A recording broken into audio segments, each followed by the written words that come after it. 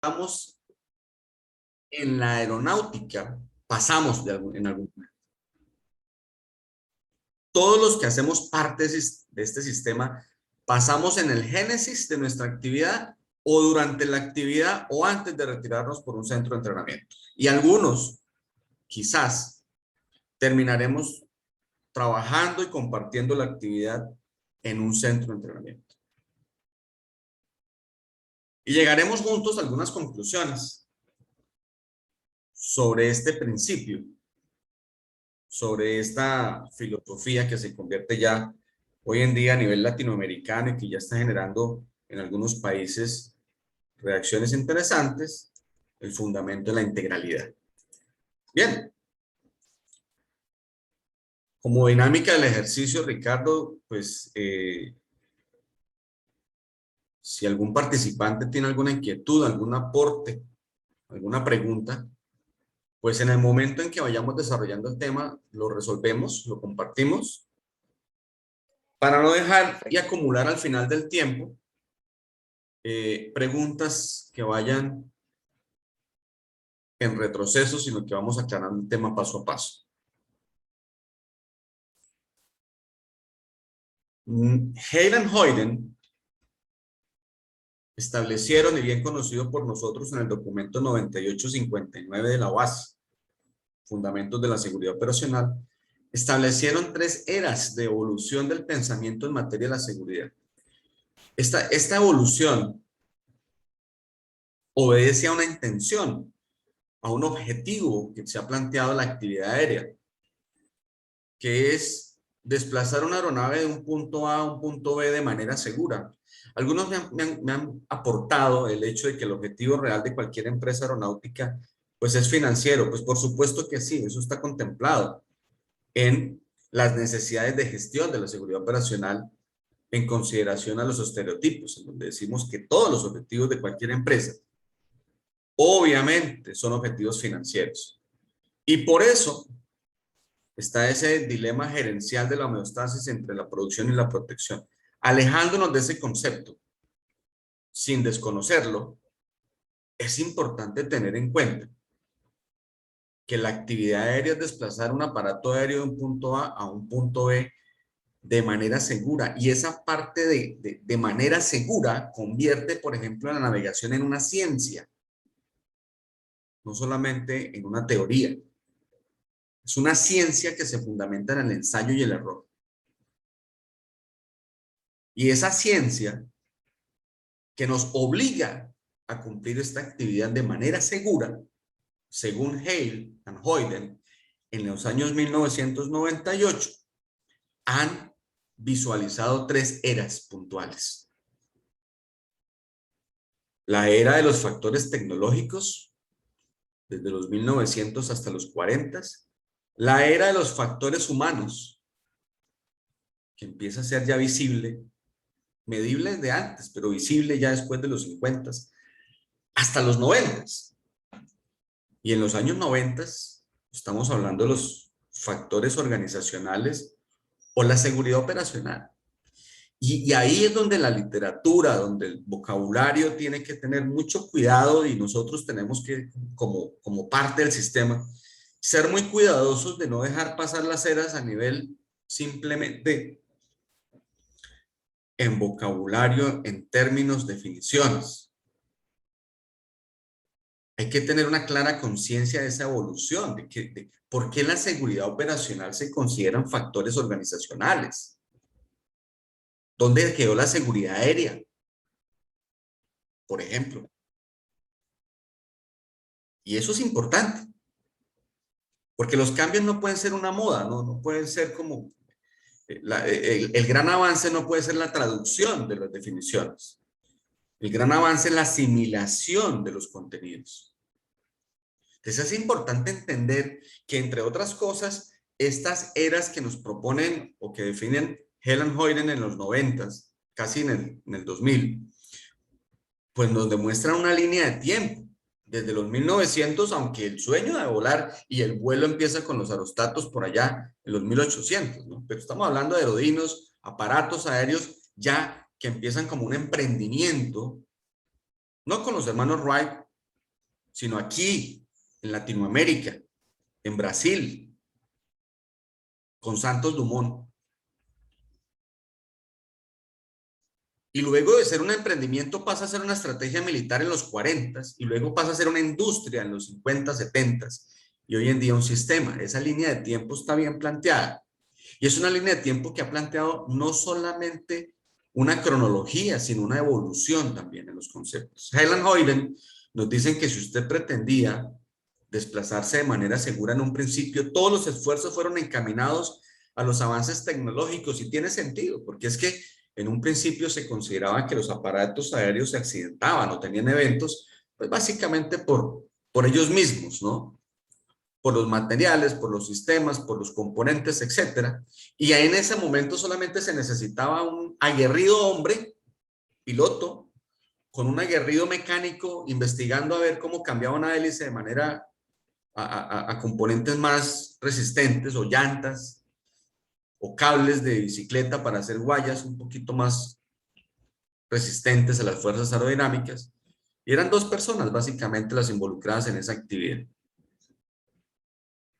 Pero cuando en los años 40 se empieza esa estrategia militar y empieza a entenderse que el avión, el que controla el aire, tiene el poder y empieza a verse como una estrategia, pues ya empiezan los avances tecnológicos a avanzar mucho más rápido.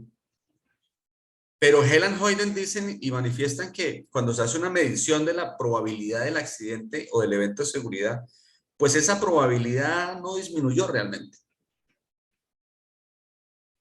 Entonces empieza a llevarse la investigación de esa partecita de manera segura a qué estará pasando. Si ya no es el aparato aéreo, recordemos que ahí en los 40, 50 ya tenemos aviones metálicos, turbinas, aviones presurizados después del Comet, sistemas de navegación, mediciones meteorológicas, diagnósticos meteorológicos, etcétera, inerciales, también por allá en sus génesis, los inerciales. Entonces, ¿qué estaba pasando? Y empezamos a mirar a esas dos personitas, empezamos a mirar a los pilotos y a los mecánicos, que en ese tiempo eran mecánicos, y nos dimos cuenta de algo que debimos saber desde siempre, ¿no? Nosotros no estamos diseñados para desempeñarnos en un espacio aéreo como la troposfera. Entonces nos afecta la hipoxia, nos afecta el vértigo, nos afecta una cantidad de situaciones que aunque eran externas se reflejaban en la persona. Entonces nacen unos estudios importantes, ¿no? Como la medicina aeroespacial, la fisiología de vuelo. Nace la psicología clínica aeronáutica. Pero si nos damos cuenta, como bien decía Natalia ahorita, ese documento 9683 de factores humanos, pues sí, llega todo eso hasta ahí, pero como bien lo dice Natalia, ya estaba en su secundaria cuando estaba ese manual en producción. Eso ya está más obsoleto que volverlo a decir. Hay que hacer un gran esfuerzo para generar la actualización del documento 9683, que no lo merecemos los del sistema aeronáutico, y que así como el capitán Daniel Mauriño produjo el SMS y la filosofía del SMS, sé que Latinoamérica tiene la capacidad, lo hemos hablado con Patricio y con algunas otras personas, que es importante y relevante actualizar el documento 9683 porque los factores humanos ya no son lo que se estudió en esa época.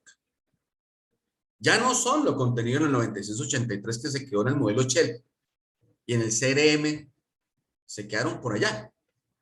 Y entonces toda la norma viene ahorita a través de circulares, programas, modelos, talleres, tratando de actualizarnos en el tiempo, en una deriva práctica que tenemos entre el deber ser y lo que realmente estamos haciendo. Helen Hoyden dice, oiga, en los años 90 se hace una medición y la probabilidad del accidente, más allá de tener factores humanos, psicología clínica, medicina, fisiología, no fue generosa con la seguridad. Es decir, no presenta unos cambios significativos.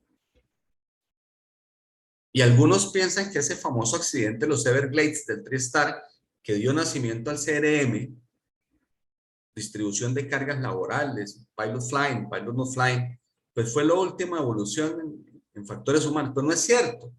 Más allá de eso, lo que nace es el concepto de la seguridad operacional. y nacen los factores organizacionales. Ese accidente lo que nos trajo fue una advertencia. No hay ningún accidente que no tenga sus arraigos en la organización, en el comportamiento organizacional, no en el piloto.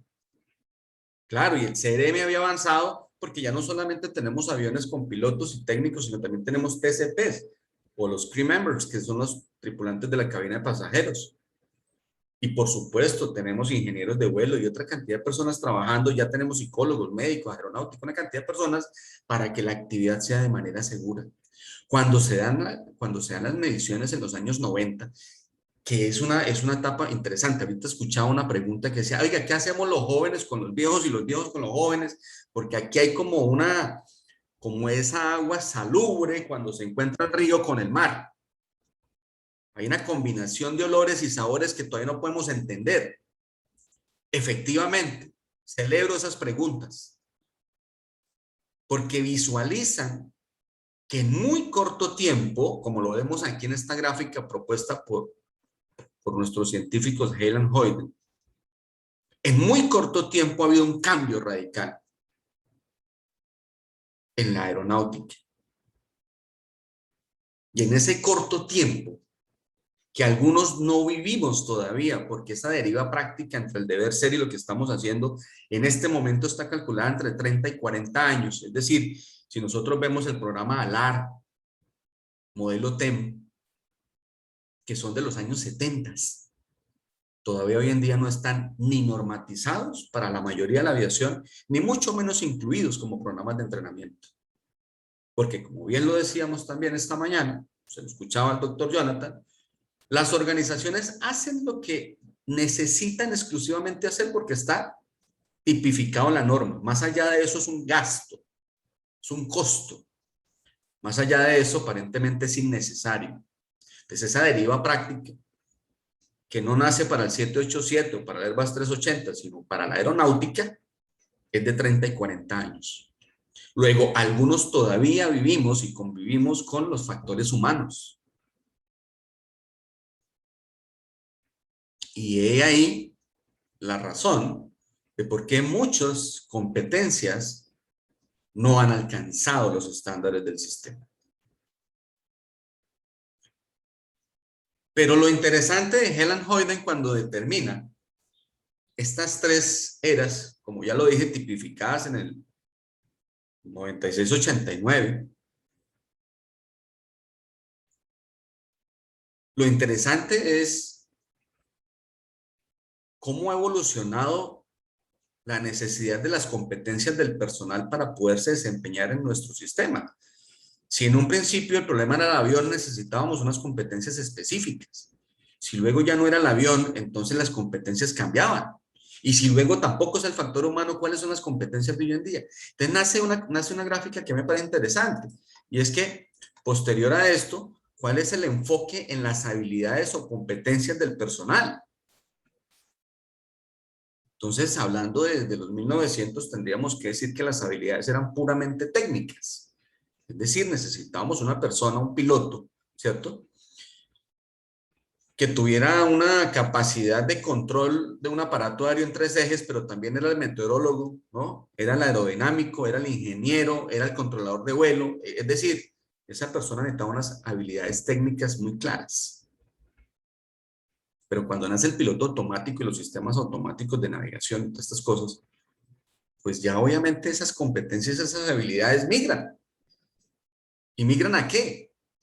Pues a las competencias cognitivas, porque entonces ahora se necesitaba saber y conocer cómo funciona un radar, cómo funciona un piloto automático, cómo funcionan los sistemas de navegación, los convencionales y los no convencionales, ¿cierto? Y luego sale el GNSS, por antes de la Guerra Fría. Entonces había que conocerse una cantidad de cosas, los sistemas de turbinas, potencia, hidráulicos. Entonces nace una era importante cuando hablamos del factor humano, que eran las competencias cognitivas.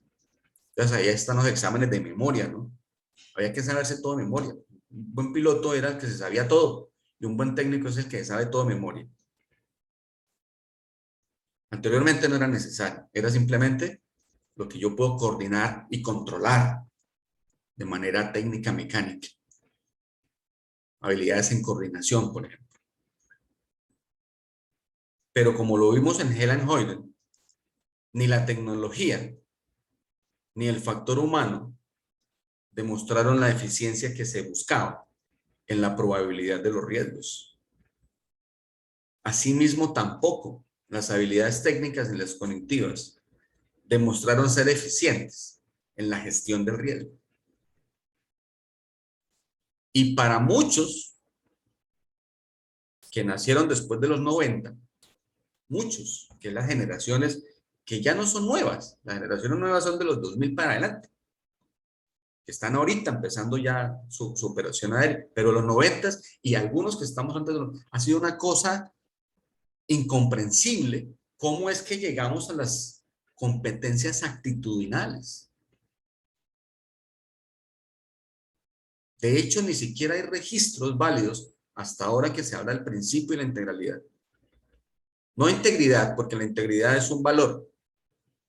No, hablamos de el fundamento de la integralidad, que es integrar de manera articulada algo.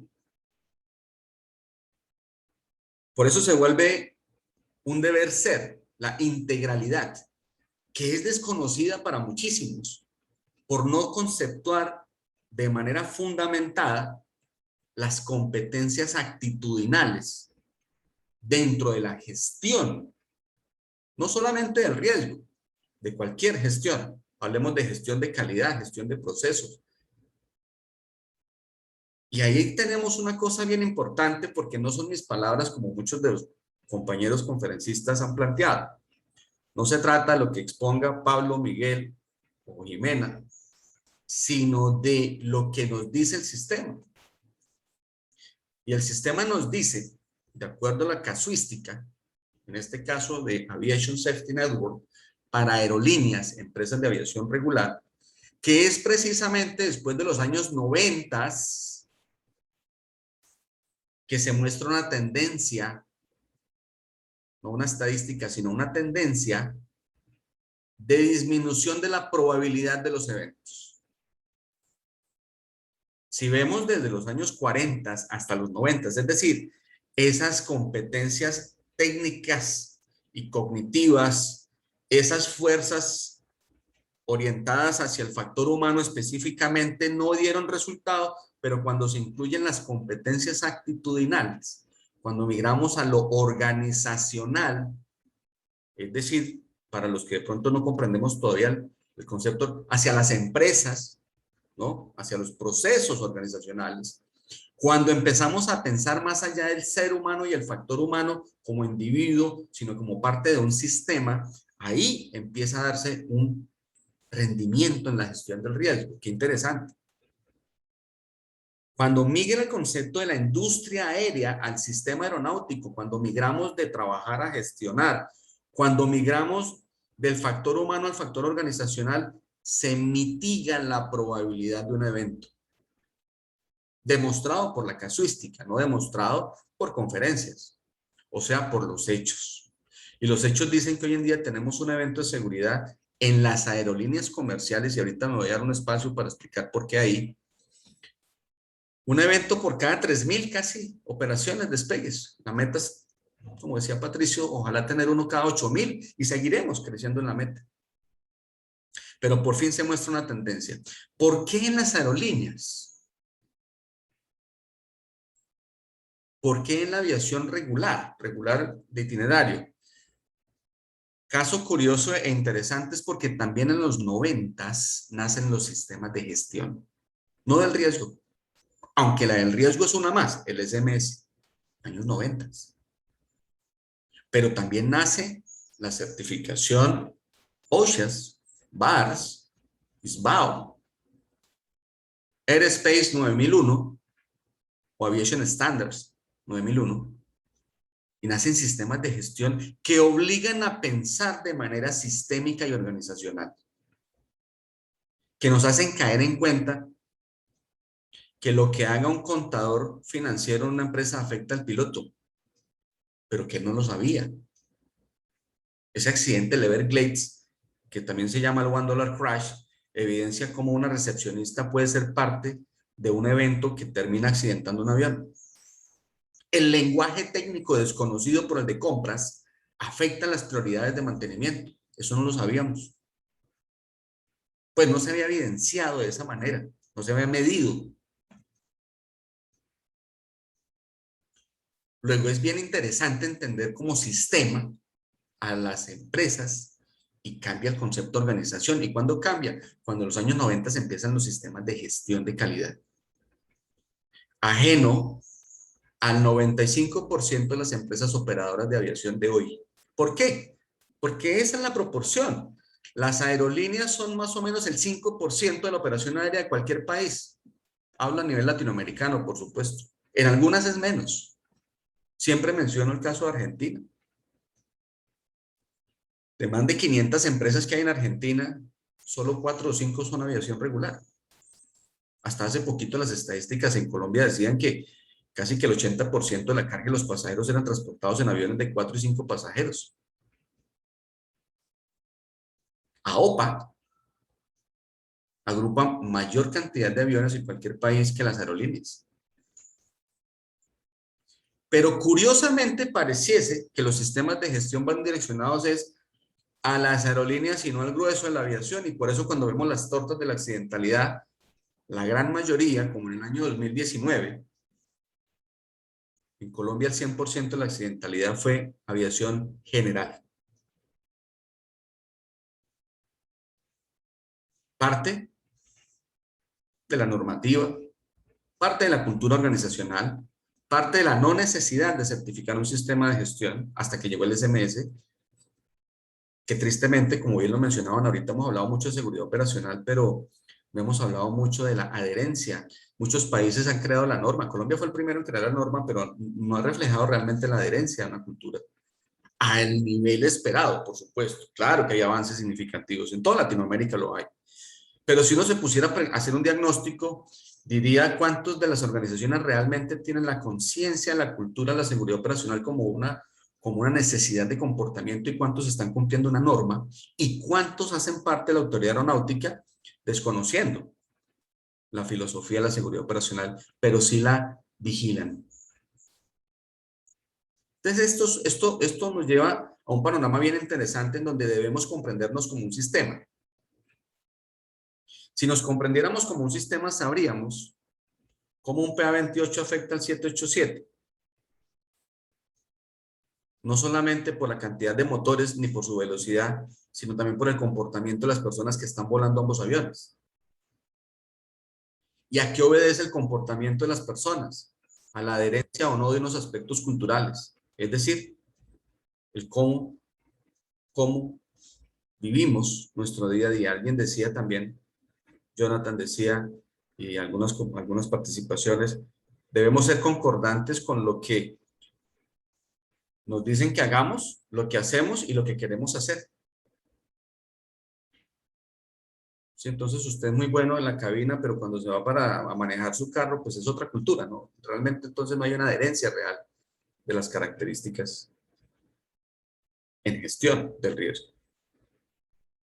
Bien, esta gráfica es bastante diciente porque nos dice entonces que realmente cuando el sistema empezó a entender a la organización, empezó a entender al factor humano más allá de lo clínico, es decir, no en las competencias cognitivas ni técnicas, se presentó un cambio importante.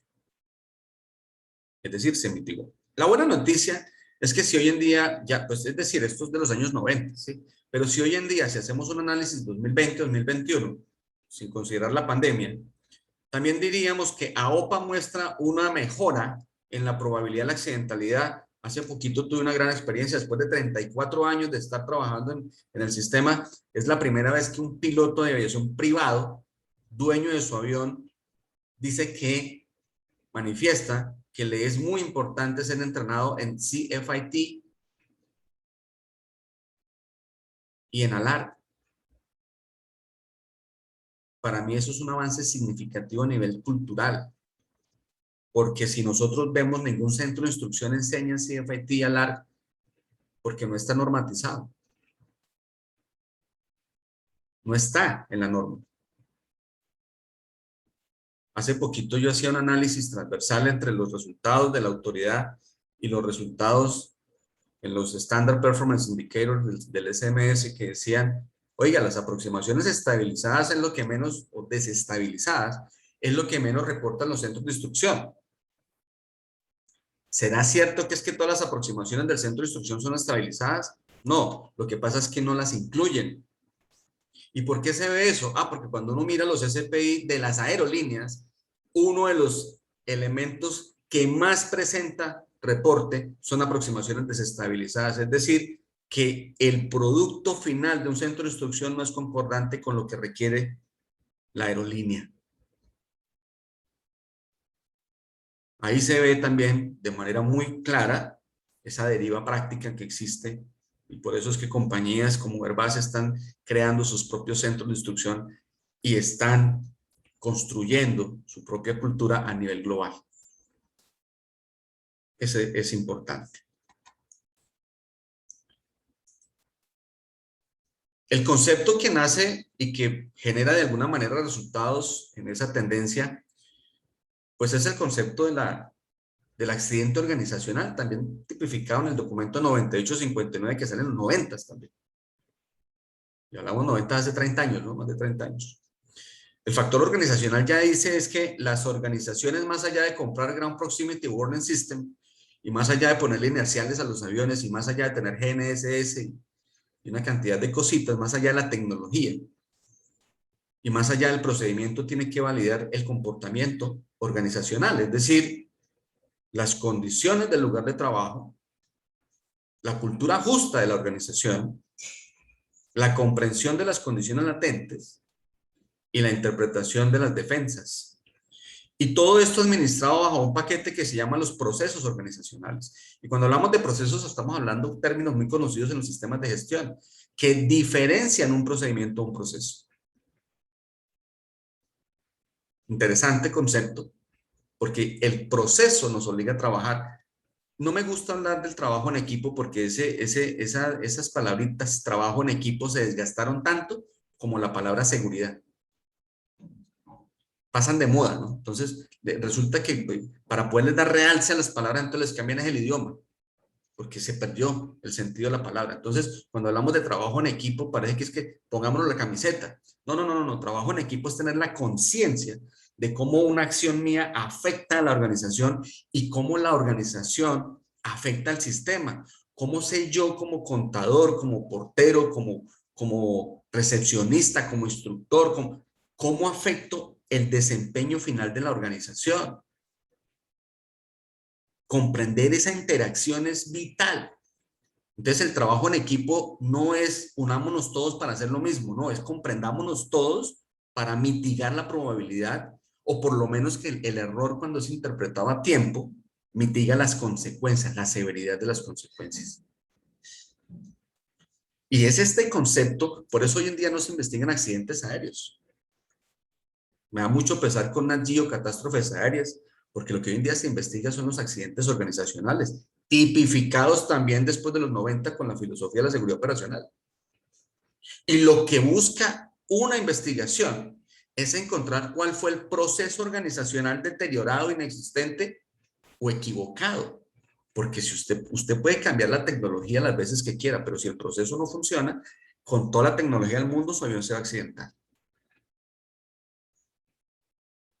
Usted puede actualizar todos los manuales que quiera, pero si ese proceso no garantiza la actualización, la revisión, la practicidad, la operancia, ese proceso, esa norma se vuelve peligrosa y genera accidentes. Entonces es interesante mirar cómo se investiga un accidente no para cambiar cosas, sino para modificar los procesos. ¿Y qué son los procesos? La interacción a nivel organizacional. Por eso hoy en día hablamos de factores humanos organizacionales. Y ya no hablamos del CRM como el cockpit o el crew, sino el company resource management. Otros lo llaman el total resource management. Muy lejos de lo que quedó en el 9683 de factores humanos que mencionábamos y que hemos mencionado en estas conferencias. El total resource management. Y los factores humanos organizacionales le hablan al gerente de la compañía, le hablan al contador de la compañía, le hablan al encargado de compras misceláneas de la compañía, le hablan a la organización. Y le hablan a la autoridad aeronáutica diciéndole, usted hace parte del sistema. No es una pirámide en donde arriba está la autoridad diciendo qué hay que hacer. No, no, no. La autoridad, para que pueda promover normativa, para que pueda ser parte de la mitigación, parte de la seguridad operacional, debe ser consciente que es una organización tal cual como las demás, compuesta por seres humanos que cometen errores tal cual como los demás. Y al ser parte del sistema y considerarse como una organización que interactúa como los demás, hace parte de la respuesta. No emite normas por un deber ser. Esto no funciona matemáticamente. Aquí 2 por 2 no es 4. Eso no es que yo emito una norma y se redujeron los accidentes. Eso no es cierto. Más allá de eso hay que comprender la talla de la persona para poderle poner una camiseta. Porque cuando tú quieras hacer un SMS en un centro de instrucción, poniéndote la camiseta de Aerolíneas Argentinas, pues no te va a quedar la camiseta. Entonces la norma debe ser flexible como el mismo concepto de la seguridad. Se adapta a la operación. Y para poder entender eso hay que entender que somos parte de una organización. Todos, los instructores, el ATC, centros de entrenamiento, los operadores, los agrícolas, todos somos organizaciones. Y dentro de esas organizaciones deben existir procesos organizacionales. Entonces el factor humano organizacional ya no habla de la persona, habla del sistema. Y quienes han comprendido esto han mitigado no solamente los accidentes, sino la probabilidad de los errores y sus consecuencias. Eso es lo interesante de la gestión. Y ya poco a poco, con una deriva de 30 a 40 años, pero poco a poco, estos espacios ayudan a la comprensión de esta evolución.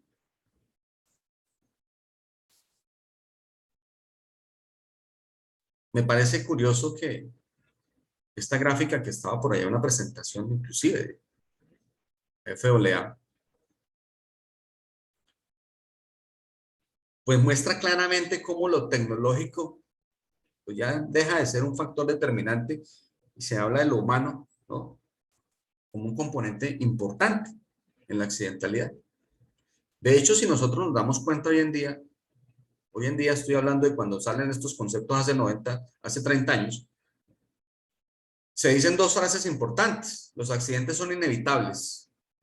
Interesante. Las campañas de prevención de los accidentes desaparecen. O sea, el PREVAC no tiene sentido.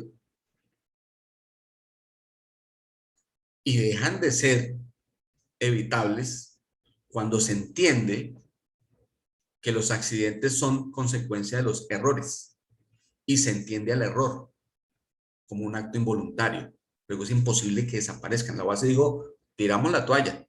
Esta vaina va a seguir pasando. Queremos mitigar la probabilidad, claro, pero va a seguir pasando. Ya no puede ser cero. Para quienes trabajan en seguridad operacional, es claro que los índices de rendimiento no pueden ser cero, porque parten de una historia real, no de esas famosas cartas de tenemos 20 años sin accidentes. Eso es una falacia.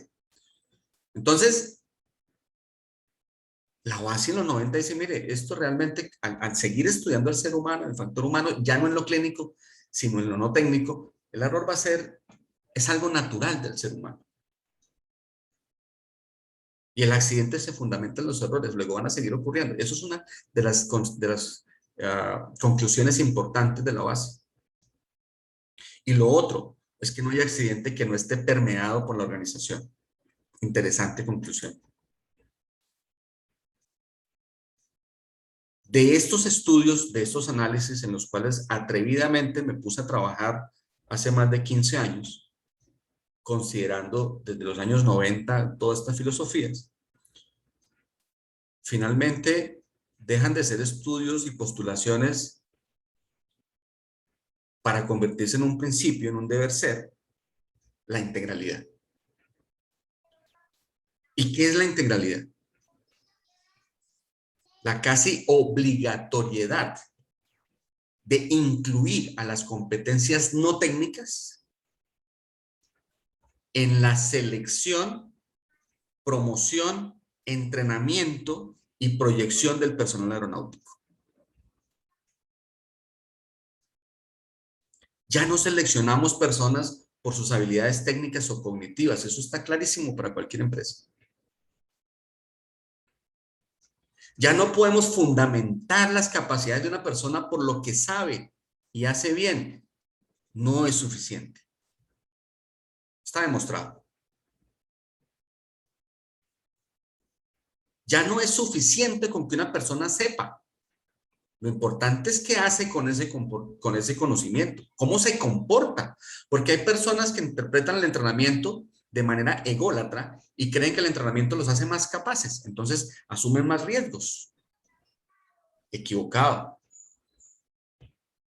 Los programas de entrenamiento que se fundamentaban todavía en muchos países, hemos de aceptarlo, que se fundamentan es en las habilidades y en el conocimiento, no son suficientes para el sistema. No es sino mirar un proceso de selección de aerolínea para que nos demos cuenta la proporción de la mortalidad. Luego se hace imperativo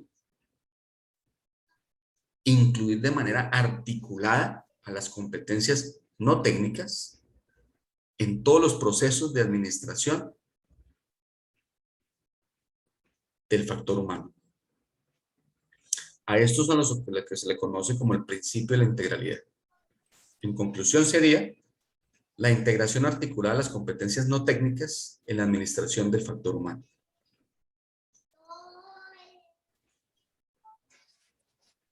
Ahora bien,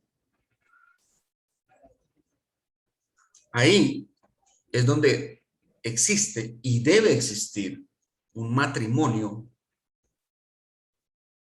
indisoluble entre los profesionales de la psicología aeronáutica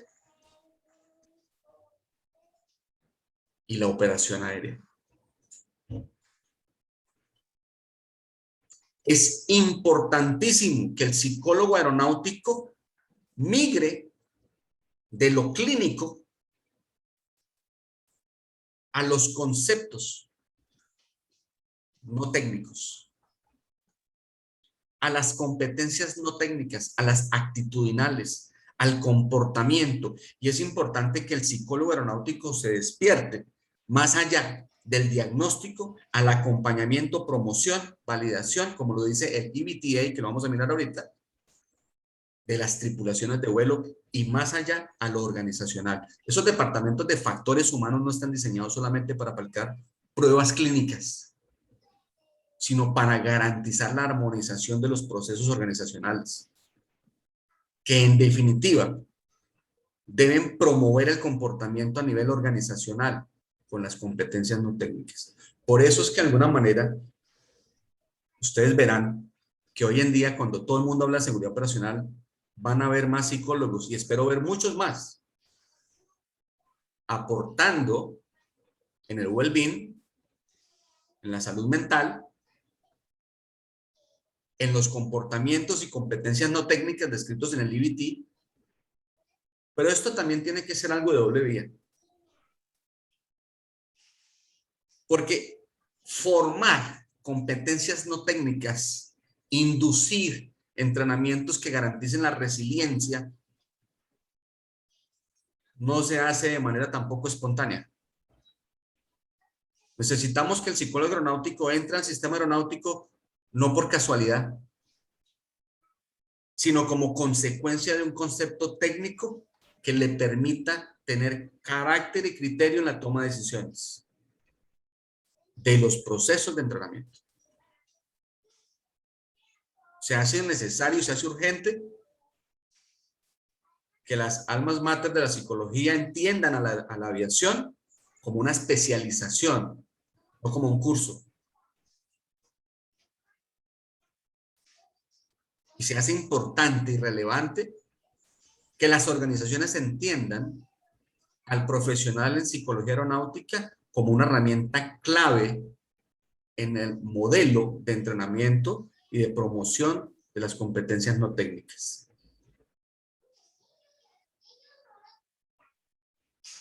porque son quienes están llamados a trabajar en esto.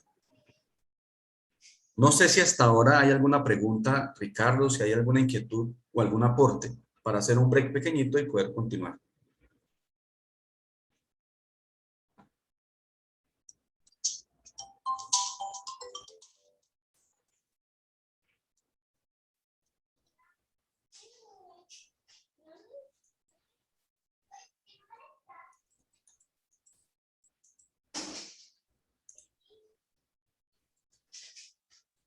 ¿Hay algún aporte hasta ahora? ¿Algún comentario?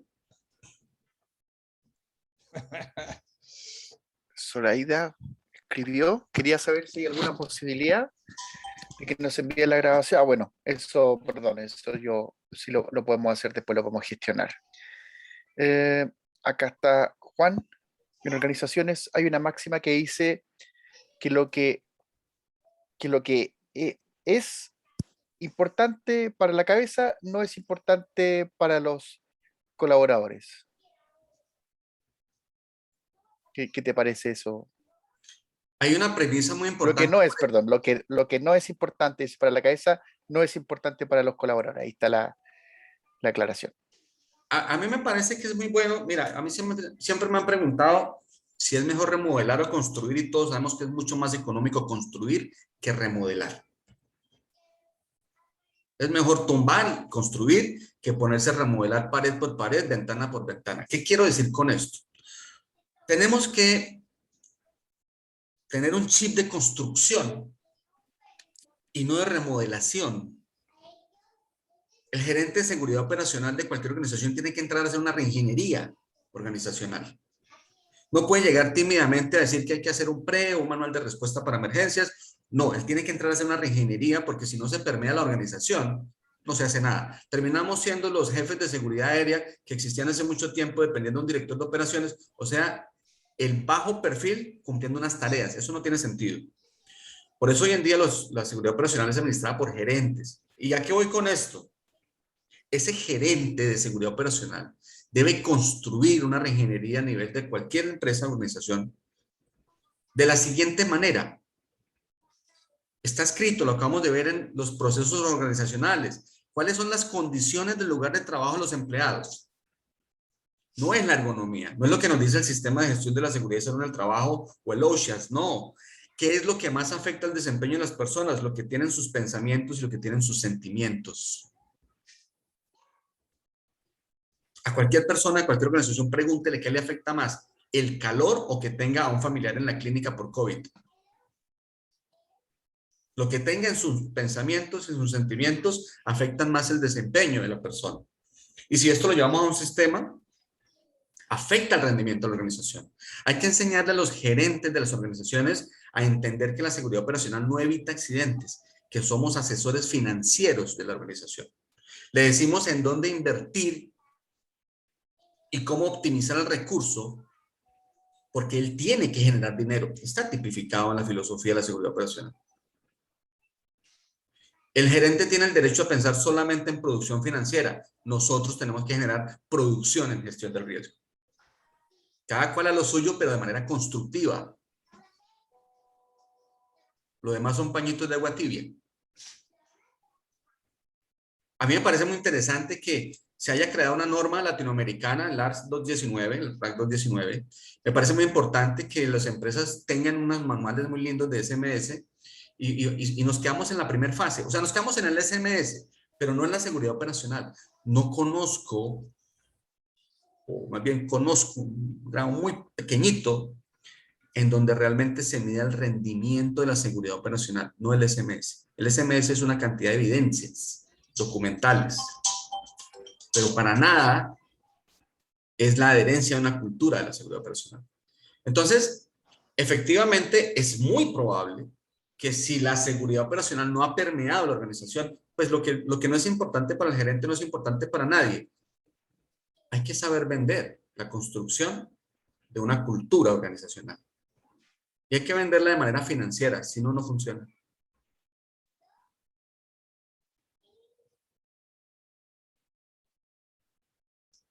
No sé si hay algún otro comentario, Ricardo, Sí, o podemos... Marta coloca algo muy interesante, dice el principio de la integralidad es una muestra de tomar la teoría, aplicarla a la realidad de las organizaciones y ser propositivos para la mejora continua de estas sinergias tan vitales entre todos los actores y principalmente entre los líderes al interior de las organizaciones.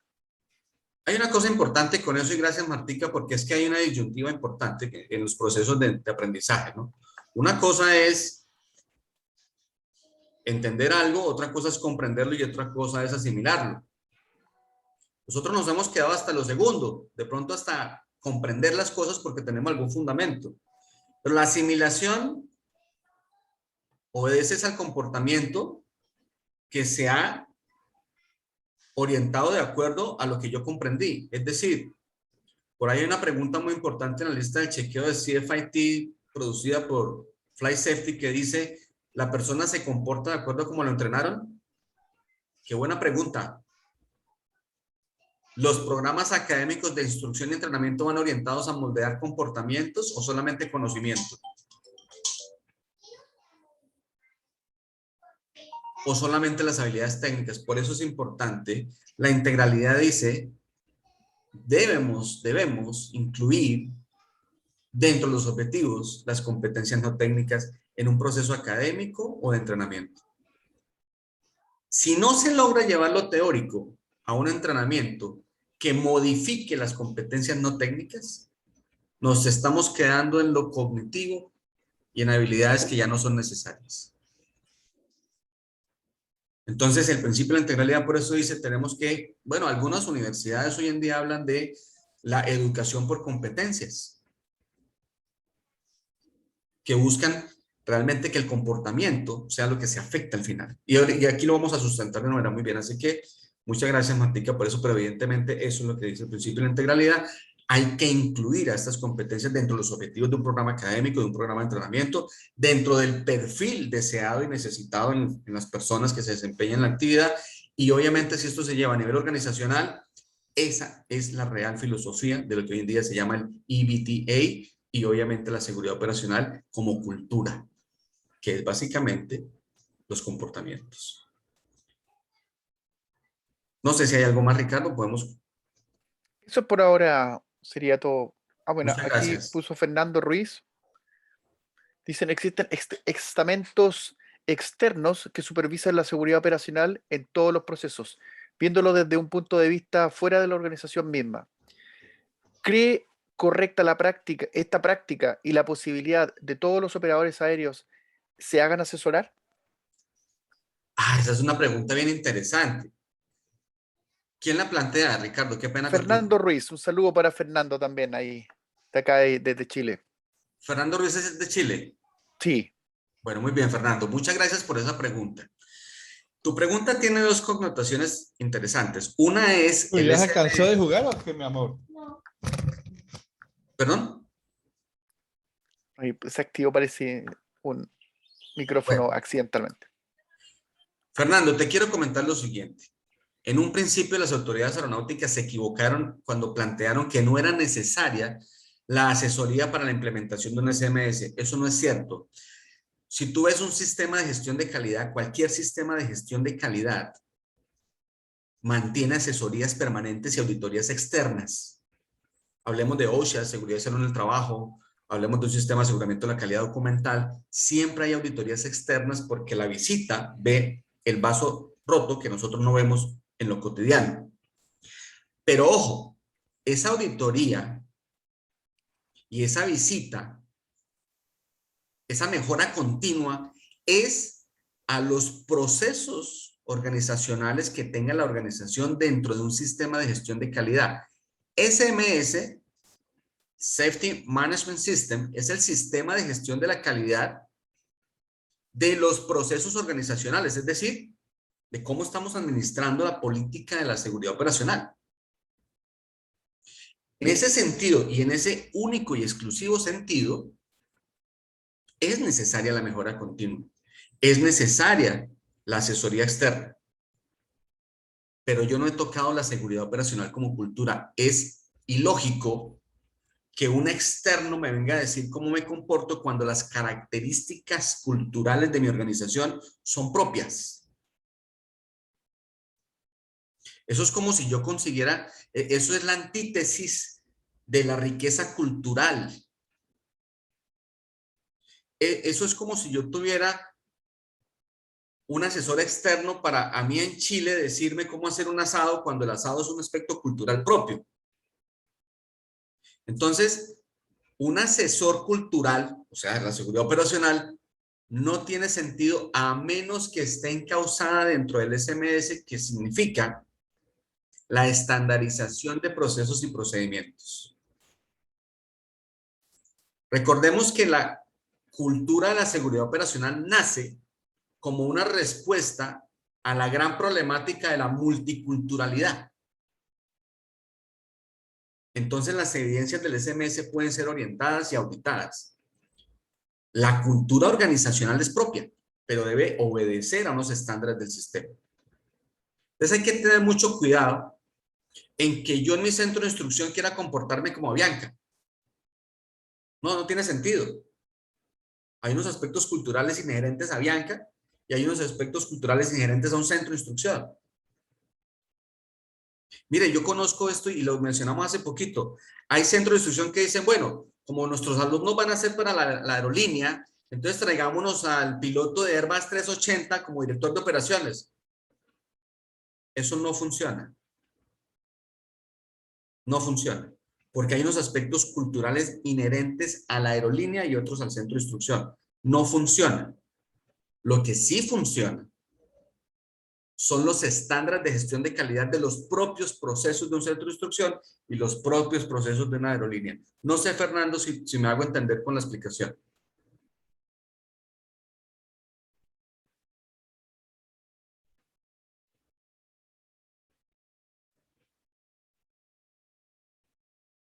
Quedó claro, dice Fernando. Vamos a avanzar, si te parece, Ricardo, sí. Adelante, por favor. Bien. Eh, Nuestro sistema aeronáutico ha creado un sistema de gestión del riesgo. Recordemos que no se gestiona la seguridad, se gestiona el riesgo. El sistema de gestión del riesgo, como cualquier sistema, tiene 4 componentes y es básicamente que se recibe una información, se analiza esa información, se implementan unas herramientas de cambio y finalmente hay una información residual. Y si volvemos a hacer esta información residual como la información inicial, tenemos un sistema continuo que nos permite bajar unos niveles de riesgo, en este caso, a lo mínimo aceptable.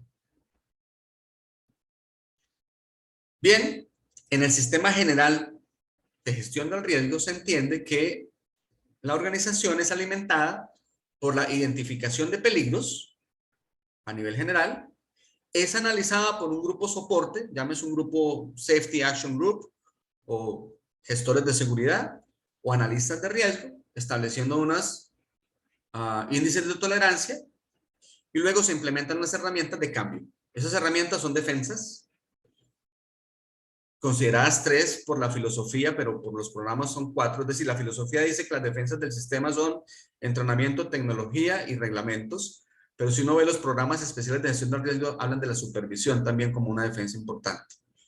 Implementar esas herramientas es lo que genera un cambio. A nivel general del sistema, se han entendido las herramientas dentro de unos programas especiales de gestión. Ahí quedan, por ejemplo, los programas como el Approach and Landing Accident Reduction Program, el ALAR, CFIT o Controlled Flying to Terrain, Line Oriented Flight Training, el papá de todos, que me parece que es importantísimo, que es el TEM, para que comprendamos la accidentalidad hoy en día, el manejo de errores y amenazas. Hay otros. También la seguridad aérea quedó como una herramienta del sistema, que es lo específico de cabina o del avión, es decir, lo no organizacional, sino lo típico de la operación. Pero hay una cosa interesante. Si estos programas de los que estamos hablando son los que generan cambio, ¿qué es el factor común de todos esos programas? Y ahí es donde viene lo interesante en la psicología aeronáutica y en los operadores aeronáuticos. Vamos a hablar sobre eso un ratico y seguimos. Una de esas herramientas son los modelos de gestión. el que ahorita está como un chicle recién comprado, o sea que tiene sabor para todos, es el TEM. Todo el mundo habla del TEM, pero hay que tener una gran precaución con el TEM, que no nos vaya a pasar lo mismo que el Shell, que lo vemos en cursos de CRM y nadie lo aplica, o sea, nadie sabe cómo se lleva a la práctica el Shell. Sí, lo vemos muy lindo en la filosofía. Estos modelos deben ser dictados y orientados por psicología aeronáutica, no lo dude. Luego, yo no entiendo por qué. No lo entiendo, pero entiéndamelo de una manera muy constructiva. No es que yo como piloto reciba un curso de factores humanos y ahora soy facilitador de factores humanos. No, es que cuando nosotros hablamos de un modelo que es diferente al programa TEM, modelo nos dice es cómo funciona esto en la práctica y nosotros no estamos llevando esto a la práctica. Si nosotros entendemos el programa TEM, cambiaría nuestros procesos de selección. Las aerolíneas ya lo hicieron. Las aerolíneas ya lo hicieron. Ya ni el simulador de vuelos para identificar habilidades técnicas, es para validar comportamientos, liderazgo, toma de decisiones. Las aerolíneas ya lo hicieron, pero el 95% de la industria aún desconoce cómo utilizar el modelo TEM. Es más, ahí en esta casuística del error es donde la OASI se ancló para decir los accidentes son inevitables. Son inevitables.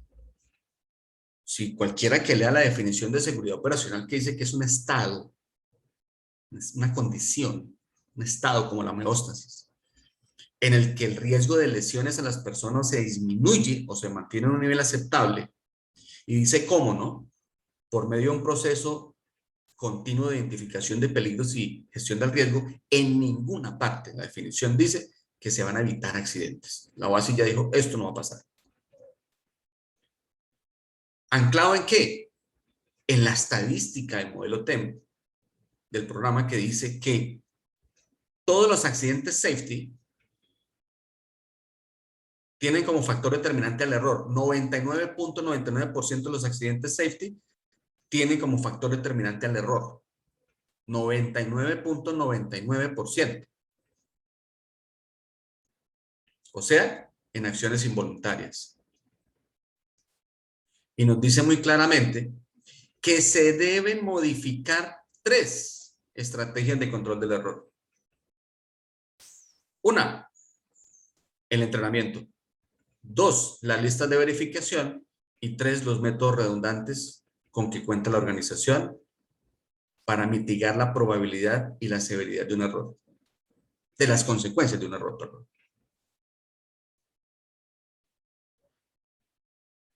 Hay que tener muy claro, hace poquito me invitaron a dictar una conferencia en DHL Iberoamérica sobre el modelo del error. Y ojo con esto, el error debe ser aceptado como un componente normal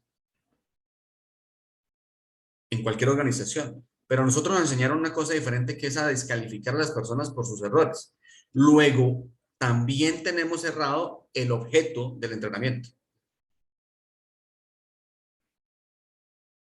Hay que tener mucho cuidado porque no podemos permitirnos el lujo de que el modelo TEM y el programa TEM se conviertan en el modelo Shell, obsoleto, viejo, rancio, que lo dictan porque hay que dictarlo, pero que en la práctica no funciona. Pero no basta sino darle una mirada, aquí viene la parte de la psicología aeronáutica, al modelo TEM. Y el modelo TEM, dándole así una barrida rápida, ¿cierto? Dice que tenemos como 3 fases. La primera es la de diagnóstico, ¿no? Entonces, miramos y encontramos las amenazas y los errores en un diagnóstico, briefing, despacho. Y dependiendo del tipo de comportamiento que yo tenga, comportamiento asertivo o no asertivo, es decir, me adhiero o no me adhiero a lo estandarizado, a lo estipulado, y dependiendo de ese comportamiento, entonces yo tengo una segunda fase que son los outcomes. ¿Qué sale de ahí? Si yo me adhiero a los comportamientos asertivos, tengo un vuelo seguro o una condición segura. De lo contrario, tengo condiciones no deseadas o puedo meter un error adicional. Y si yo tengo una condición no deseada, vuelve a depender de mi comportamiento, asertivo o no, que yo recupere la condición o le sume otro error y tenga un accidente. Y a mí lo que me parece importante, más allá de comprender el error y entender los actos involuntarios y el entrenamiento y las capturas de errores, todo este cuento que sería importante mirarlo en el real modelo y programa de manejo de errores y amenazas. Lo que me parece interesante es que lo que hace el cambio, como todo lo que hemos visto hacia atrás, es el comportamiento. Behaviors. Y es aquí en donde entendemos que las competencias actitudinales se fundamentan en el comportamiento y uno de los más importantes se llama la adherencia.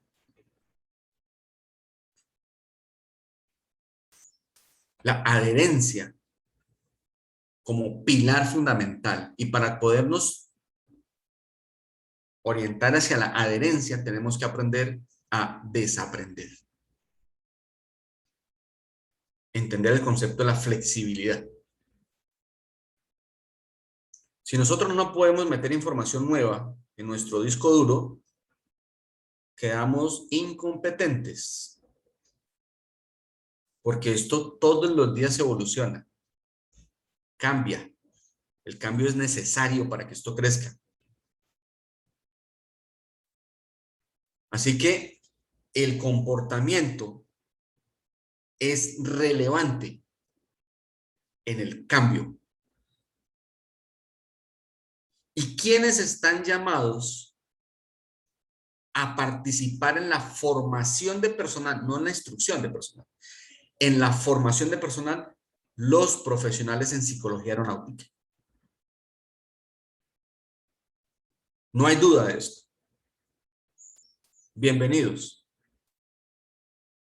Y hay que también vendernos la idea a los operadores de que la psicología aeronáutica no solamente es lo clínico, es decir, no solamente me desactiva o me activa en vuelo. No, no es solamente lo clínico.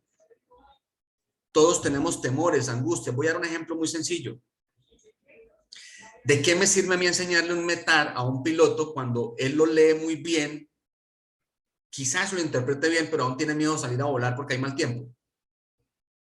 El comportamiento no va a ser asertivo. Las decisiones no van a tener el componente de la resiliencia. Entonces, en metodología y en esa metodología debe haber un componente no técnico orientado por un psicólogo que ayude al cambio en el comportamiento. Y eso nos lo dice uno de los modelos, el modelo TEM. Pero ¿qué tal que nosotros hiciéramos la actualización, del modelo Shell? Que como bien lo dice el doctor Modesto Alonso en Argentina, es Shell C. No nos podemos quedar con el modelo Shell del 96-83 de los años 90, 70, por allá viejo. Al modelo Shell hay que agregarle la letra C, que es cultura, que son las características que nos identifican en nuestro entorno, como hablamos con Fernando ahorita.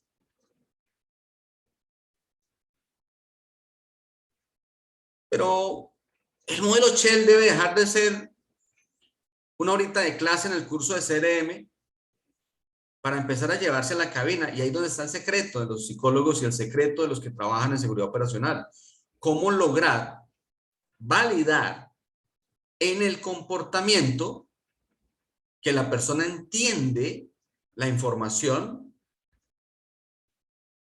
que tiene el medio adecuado para transmitir esa información, que es consciente del entorno que lo rodea, es decir, conciencia situacional, que conoce su rol dentro de esa operación específica, pero más importante, conoce cuál es el oyente de esa información, el receptor de esa información y por último, qué características identifican ese comportamiento en esa organización.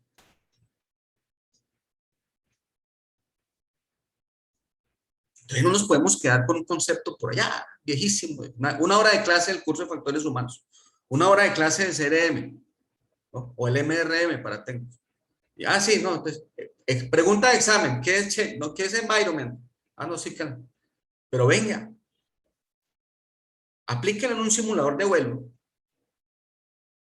y se dará cuenta cómo le cambia la capacidad de trabajo en equipo, liderazgo, toma de decisiones, resiliencia, adherencia. Absolutamente. Hay personas que llegan cumpliendo un rol equivocado en un simulador y pierden el año. Entonces, estos modelos no son casuales, no son teoría. Y lo que dice la doctora Marta es muy cierto. Es cómo llevamos eso a la práctica. Ahí es donde vienen nuestros profesionales. Soy redundante en eso. Me conocen en ese empeño que tengo a nivel latinoamericano. No soy psicólogo, lamentablemente. Lo cual habla bien, porque estoy invitando a alguien que sí es psicólogo a que trabaje en equipo con el componente operativo, técnico en organización y el administrativo para que realmente obtengamos resultados culturales.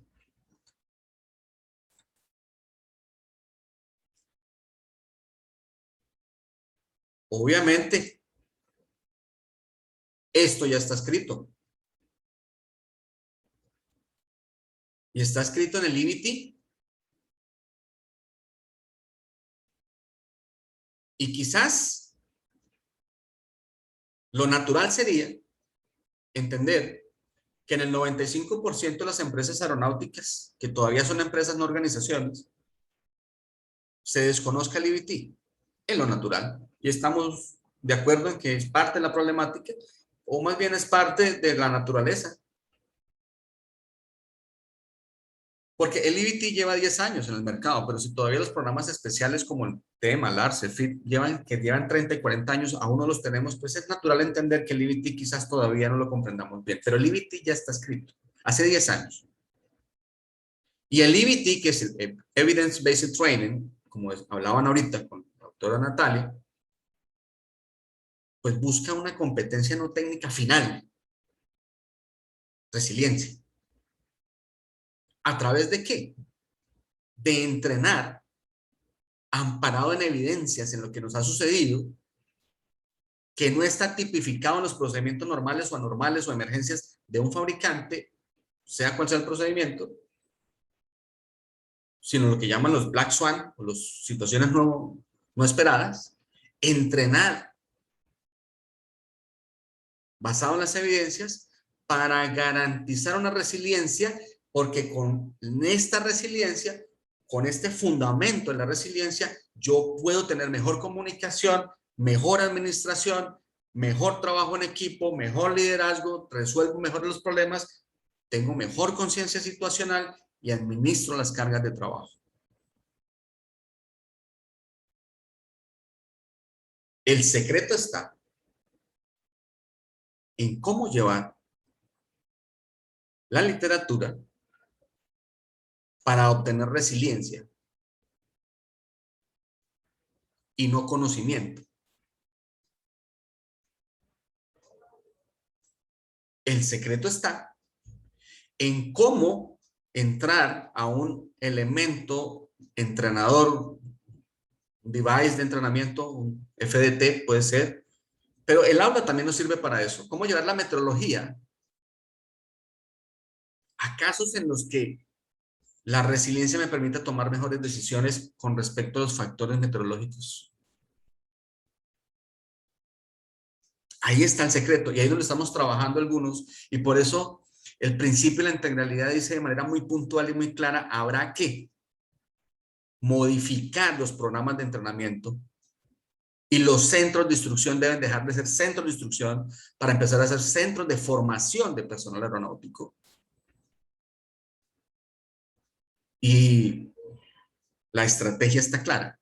Hay que incluir de manera articulada a estas competencias en todo el proceso de selección, instrucción, entrenamiento, promoción, evaluación y etcétera, etcétera. Pero el EBT, que contempla 8 competencias no técnicas, en otros documentos son quizás hasta 11, porque por ejemplo aquí no está la adherencia y es algo importante. Como yo lo decía, lleva 10 años y ahora entonces nos presentan el CBTA. Y cuando uno mira la filosofía del CBT, encuentra palabras muy importantes, muy interesantes. Me gusta mucho mirar este tema porque no busca, como lo dice en el CBTA, o el programa CBTA, nos fundamentamos en las necesidades de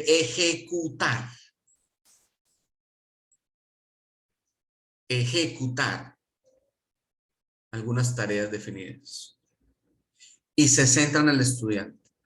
Cuando estamos hablando de ejecutar, no estamos hablando de conocimiento, estamos hablando de acciones. Entonces ahí me nace y me lleva a mí a pensar en la palabra promoción, más que socializar y enseñar, es promotion, promover, incentivar la acción, incentivar los comportamientos para ejecutar tareas. Es la ejecución, no la respuesta a un examen. Ni siquiera es el comportamiento robotizado,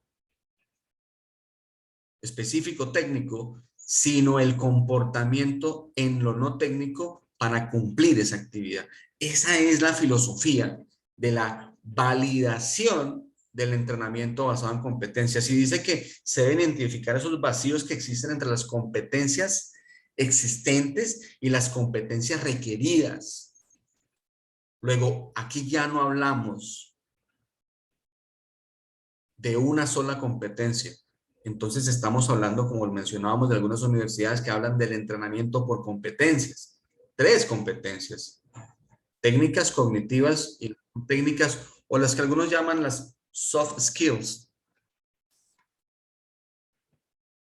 Y a la final nos dice que debemos desarrollar un entrenamiento, un método de entrenamiento para que se llenen esos vacíos en las competencias en términos de conocimiento, habilidades y actitud, siendo la actitud la más importante.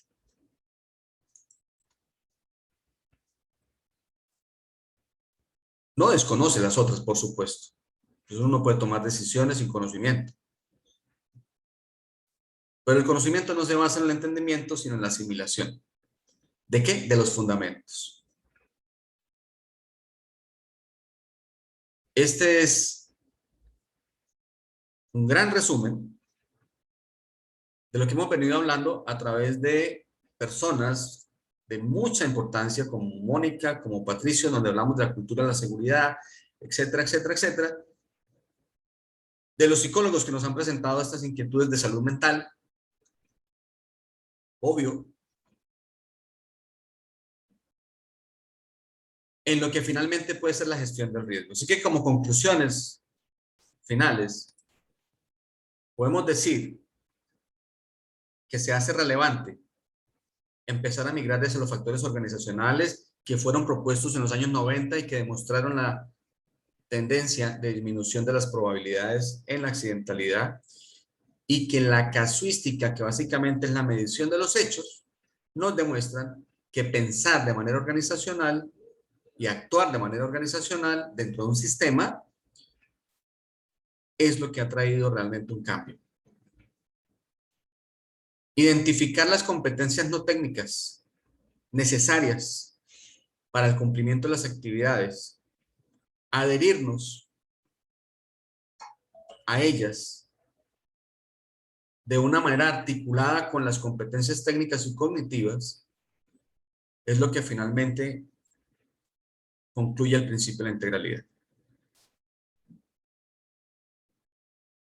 El principio de la integralidad se puede ver muy fácil en los modelos de gestión como el modelo Shell, que habla de comportamientos, el modelo TEM, que habla de comportamientos, el ALAR habla de comportamientos, la lista de procedimientos de verificación de vuelo controlado contra el terreno, CFIT, habla de comportamientos como la esencia del cambio,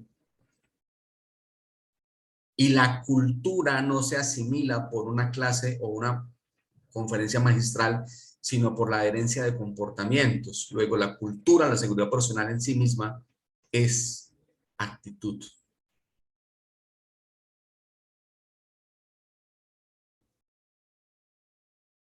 Así que me ha complacido mucho después de que tuve esa gran oportunidad de publicar en un paper científico el principio de la integralidad y luego el principio de la integralidad en la formación de personal aeronáutico, me ha complacido escuchar que Uruguay, Panamá, Venezuela ya están incluyendo el principio como parte fundamental en la formación de personal. Los centros de instrucción aeronáutica, como les decíamos al principio de la conferencia, son de manera primaria quienes están llamados a participar de manera muy proactiva en esta inclusión. Colombia está haciendo bastante trabajo y un buen esfuerzo. De hecho, ya tiene por norma, existe la normativa de que los centros de instrucción deben tener un departamento de factores humanos, no una psicóloga clínica, no, un departamento de factores humanos interviniendo no solamente en los procesos de selección, sino también con el gerente de seguridad operacional SMS en programas como atención a víctimas, programa de plan de respuesta para emergencias y luego en la modificación y orientación de los programas de instrucción y entrenamiento, que es lo que finalmente recoge el IBT y el CBTA. Así que por eso hablo mucho del centro de instrucción, porque es de allí donde nace o donde podemos administrar este sustrato en la materia prima que es nuestros personitas que están entrando o las que vienen a reentrenamiento para empezar a moldear los comportamientos. Me gusta muchísimo trabajar con los centros de instrucción, con sus propios programas en la reingeniería organizacional y en la reingeniería de los entrenamientos. Para terminar, como siempre, con mis queridos amigos de las asociaciones de psicología aeronáutica y los psicólogos como doctor Santiago Izquierdo en Colombia, la doctora Natalia Rivas en Venezuela, obviamente Mónica a nivel de la ULAPA, pues estamos haciendo un trabajo mancomunado con unos esfuerzos importantes en que las almas mater de la psicología comprendan a la aviación como una especialización. Escuchaba a alguien, se me va el nombre en este momento, pero decía, amo al sistema aeronáutico, creo que soy orgulloso de participar en el sistema aeronáutico, pero por supuesto que así debe ser. Es el sistema aeronáutico quien ha permeado a las demás industrias y a los demás sectores de políticas y procesos que demuestran ser exitosos en la gestión del riesgo. No por eso, o más bien por eso mismo es que nos han invitado, a mí aquí en Colombia me han invitado a dos sectores que yo no me imaginaba. Uno, el sector médico, para trabajar en lo que es la seguridad y salud del paciente, creando las listas de chequeo para centros de cirugía de alta complejidad. Me pareció interesantísimo.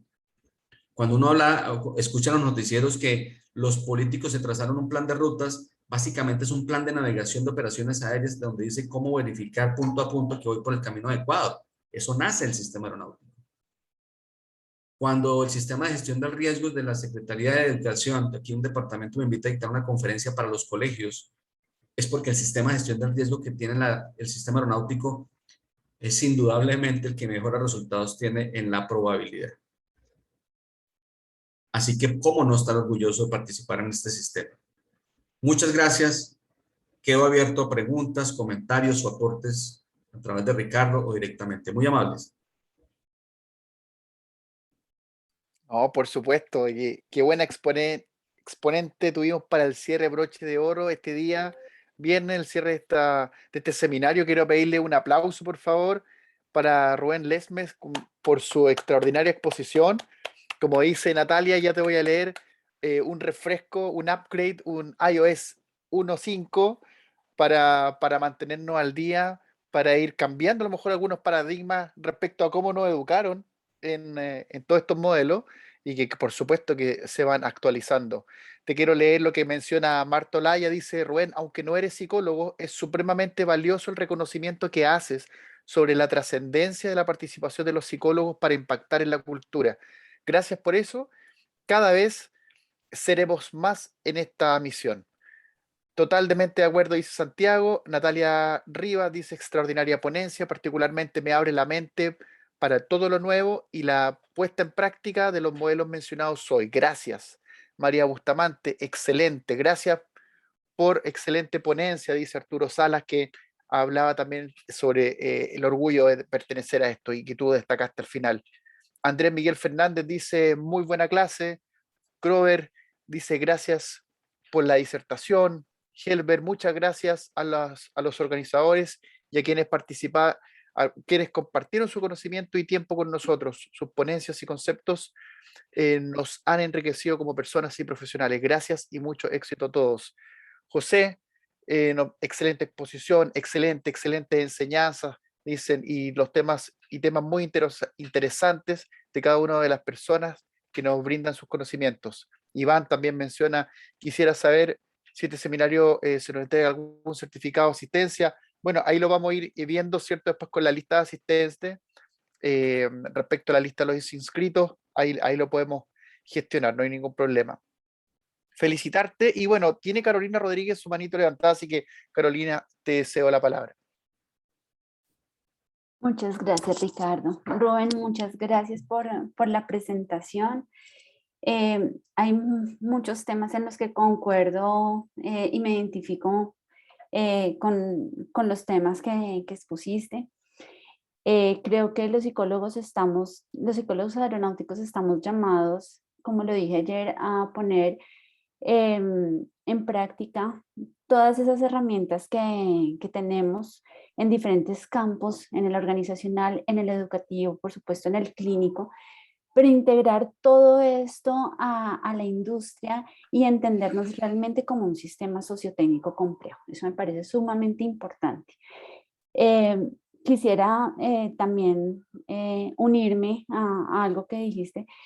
La autoridad eventualmente pues está ocupada en otras cosas y eventualmente también es un poco tímida en proponer acciones de mejora. Creo que las asociaciones somos las llamadas, a través de las asociaciones es que se generan iniciativas importantes. Y hay que ver que, por ejemplo, en la IATA fue quien generó el IBT, y eso tiene un componente investigativo muy fuerte detrás de eso, que finalmente lo publica OASI. Pero pues realmente quien trabajó en todo eso fue la IATA, fue su asociación, fueron sus pilotos, fueron sus psicólogos y fueron ingenieros que estuvieron detrás de todo esto. Y con eso quiero decir que la invitación es a que nosotros también generemos esos productos, porque finalmente cuando tú hablas de la adherencia y de la asimilación, estamos hablando de crear hábitos. Y crear hábitos es afianzar creencias compartidas, y eso en una palabra se llama cultura. Entonces, si no somos nosotros quienes vamos a jalonar esto, pues seguramente no vamos a encontrar otro actor dentro del sistema que se ponga esa camiseta y empiece a entender, a trabajar y a promover esta construcción de cultura. Y pues nada, darte las gracias por compartir el conocimiento, y a todos los demás, pues gracias por sus experiencias y por compartir estos 2 días. Carolina, muchas gracias. Yo quisiera, para darle un poquito más de acompañamiento a lo que acabas de decir, que es absolutamente válido. En mi canal de YouTube, que para los que quieran o estén interesados, ahí están varias de estas conferencias, contenidos, temas y cursos. El canal de YouTube es de Rubén Lesmes, ahí lo buscas y te suscribes. Tengo un programa especial sobre la norma aeronáutica. Y quiero, obviamente, agradecerte el comentario, porque yo digo en mi programa que la norma aeronáutica no es producida por la autoridad. La norma aeronáutica es producida por la operación misma, por los operadores mismos, y propuesta por entidades privadas en su mayoría. Los programas y modelos son propuestos, por ejemplo, al RCFIT Sun Flight Safety Foundation. Acabas de decir IBT de la IATA. Así es. ¿Quién produce la norma? ¿Qué es la norma? La norma es una defensa. La norma tiene consecuencias punitivas por una filosofía en una dirección, pero bien lo dice la seguridad operacional, es una defensa, y de las más importantes, de las proactivas. Las normas son recomendaciones escritas que es importante considerarlas como principios. Pero ¿quién genera realmente la norma? El sector, la operación, la casuística. ¿Quién la mide? No necesariamente la autoridad. Ahora, si nos damos cuenta, la gran mayoría de estas sugerencias recogidas por la operación a través de entidades privadas como IATA, Flight Safety, AOPA y algunas otras más, llegan tocando las puertas a la OASI y la OASI genera unos documentos que recomiendan crear una normativa.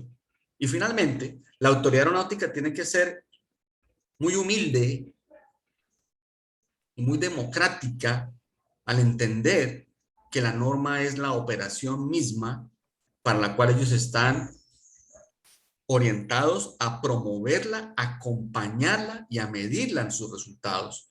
¿Para qué? Para modificarla y adaptarla al cambio, no para cuestionar ni descalificar. No tiene sentido eso. Y no sé si estás de acuerdo conmigo, Carolina, pero hay razón en todo lo que me acabas de decir y quería ampliar un poquito más. Ahí en el canal de YouTube tengo un programa sobre específicamente qué es la norma y precisamente me invitaron por allá a un congreso en Chile, perdón, en Ecuador sobre derecho aeronáutico, a hablar sobre la real filosofía de la norma. Y creo que de pronto estaríamos concordantes en el tema, Carolina. Por supuesto, Rubén, visitaré el canal muy juiciosa. Muchas gracias. Gracias a ti. Así es, también tenemos con la mano levantada a Santiago Izquierdo, adelante.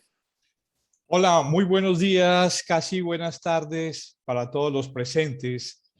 Ha sido para mí nuevamente un placer escuchar a nuestro querido psicólogo honoris causa, Rubén Lesmes, nuestro piloto psicólogo. Yo no sé ya cómo definirlo, si es más psicólogo que piloto o piloto psicólogo, pero lo único sí cierto es que Rubén ha tenido esa capacidad que pocos en Colombia, desde el mundo de la aviación, han incursionado tanto el campo de la psicología, que hablan con una propiedad extraordinaria y mejor aún, de las personas que levantan la bandera de la psicología aeronáutica como algo propio. A mí me da una emoción escucharlo porque es que yo, desde que lo conocí ya hace algún buen tiempo, yo siempre escucho a un psicólogo hablar, a ese psicólogo aeronáutico que todos los presentes deberían ser en el buen sentido de la palabra. Yo lo decía ayer en un conversatorio de la Asociación Colombiana, que la mejor combinación que puede tener el psicólogo aeronáutico es cuando además es piloto, porque conoce desde el fondo la dimensión de toda la actividad que tiene el psicólogo. Por supuesto, no podemos aspirar que en los próximos 10 años tengamos 2.000 o 3.000 psicólogos pilotos, porque esa situación no se va a dar. Pero yo siento que Rubén encarna la esencia de lo que un psicólogo aeronáutico debe ser. Claridad en conceptos, un apoyo conceptual muy importante para poder hablar con propiedad de todos estos temas donde los psicólogos hemos sido tímidos o no hemos hablado. Y por supuesto nos cuestionamos el por qué no tenemos esa visibilidad, porque los resultados nos dicen que los psicólogos no producimos documentos, que los psicólogos nos metemos solamente en la parte de evaluación, de selección, y ahí nos quedamos. Por supuesto, es una cultura que se viene modificando y en eso hay que ser conscientes que el esfuerzo que hacemos desde la Asociación Colombiana de Psicólogos Aeronáuticos ha generado un impacto, un cambio en esa dirección que permitimos ya hoy en día sentirnos más acompañados, sentimos que no estamos solos en este espacio tan inmenso como lo es el mundo de la aviación. Entonces, quiero cerrar diciendo felicitaciones por el seminario, felicitaciones a los diferentes participantes que han hecho un gran esfuerzo para darle alas y darnos alas a muchos psicólogos y a otros profesionales que están en el sector. La responsabilidad de la promoción de la psicología aeronáutica está en nosotros y está en la oportunidad a través de la investigación mostrando resultados, convenciendo al sistema de la relevancia que tiene la psicología aeronáutica, que en algún momento se ha visto como la cenicienta de este paseo. Somos conscientes que si no hay visibilidad de investigaciones, pues hay otras personas y organizaciones que sí las hacen y que logran esa visibilidad. De ahí que tenemos es un reto. Y ese reto no es solamente de Colombia, es un reto a nivel suramericano de darle la relevancia a la psicología aeronáutica, repito, a través de documentos, a través de investigaciones que soporten toda esta intervención.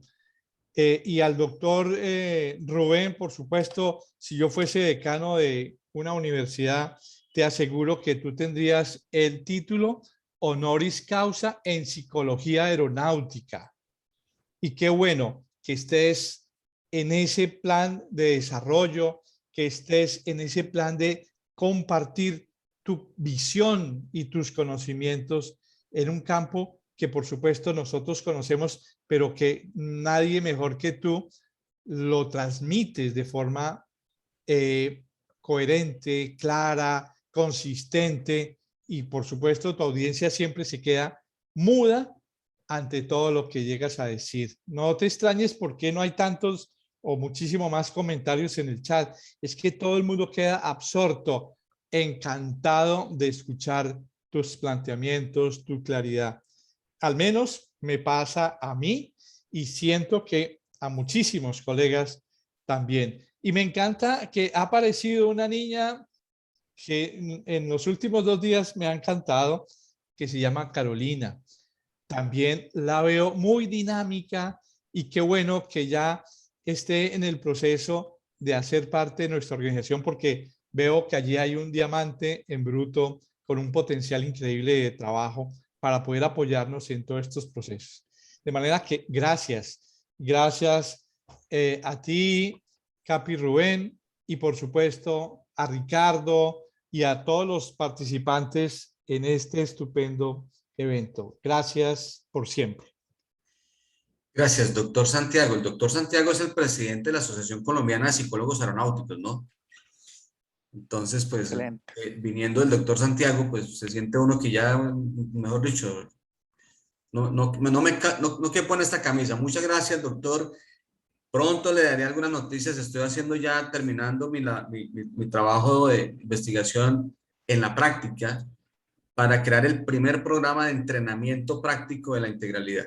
Es decir, cogimos el programa CEFIT y lo llevamos a la práctica con factores humanos y psicología aeronáutica para producir un entrenamiento real, en donde deja de ser un entrenamiento flight safety a través de una lista de chequeo para hacer un entrenamiento interdisciplinario, modificando comportamientos. O sea que tú ya estás dando la primicia del curso que vamos a dictar en el mes de noviembre.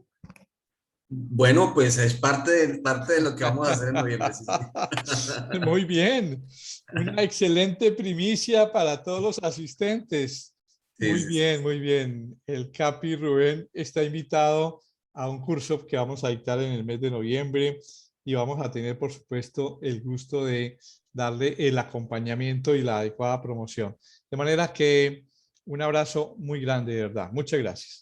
Muchas gracias, doctor. No quisiera, yo sé que Natalia, pero quisiera como a nuestros participantes, si están interesados en el paper del principio de la integralidad y el principio de la integralidad en formación de personal, pues es descargarlo, es consultarlo, principio de la integralidad, acceden al paper y lo pueden descargar de manera gratuita como fundamento para lo que se considere.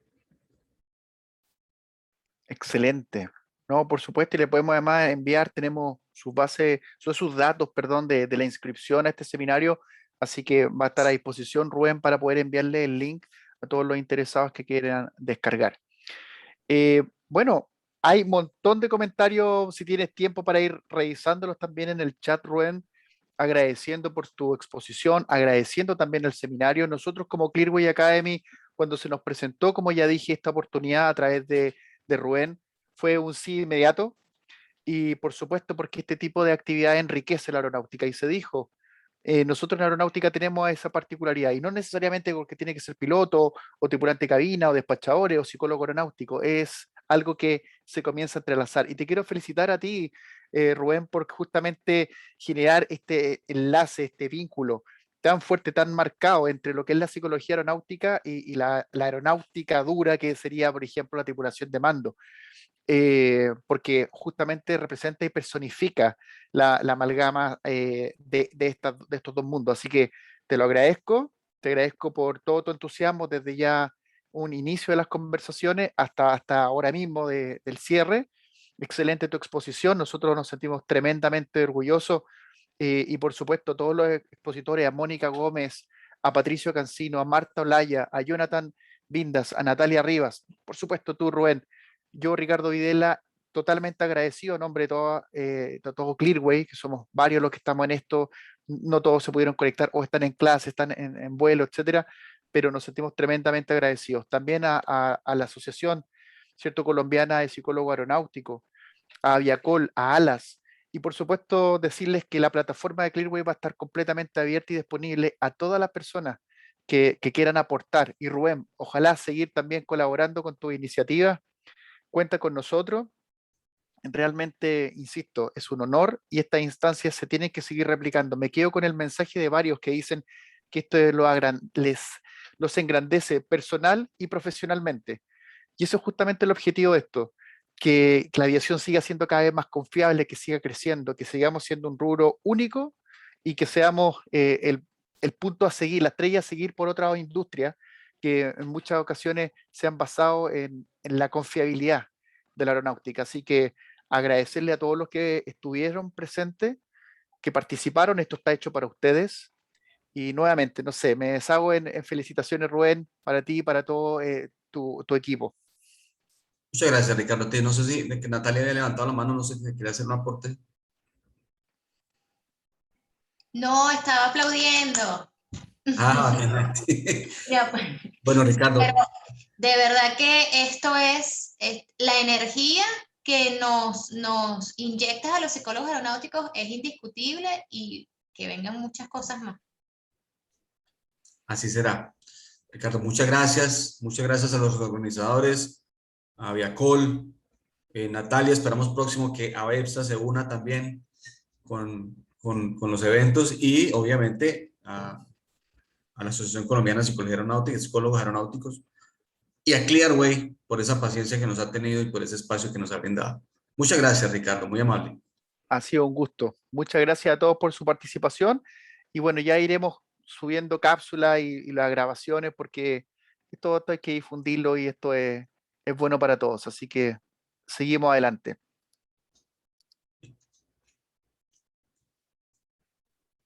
Muchas gracias, Ricardo. Muchas gracias por todo. Todo excelente, muy bueno.